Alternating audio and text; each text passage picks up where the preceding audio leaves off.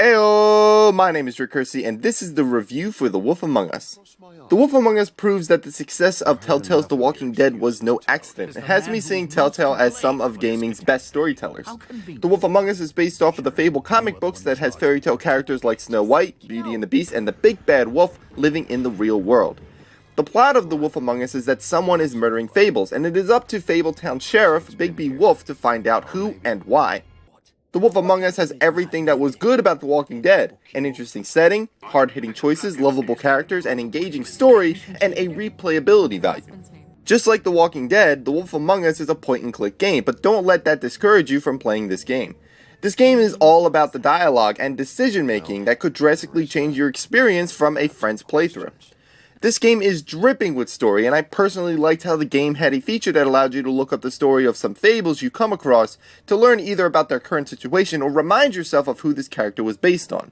The Wolf Among Us did a great job of connecting with characters you encountered. Whether you hated their guts or you loved them to death, the game challenged you on many of those relationships and pulled no punches when giving you the choice to act out on them. This would often lead to many epic fight scenes that basically takes the form of quick-time events, but with all things considered, these were truly epic sequences.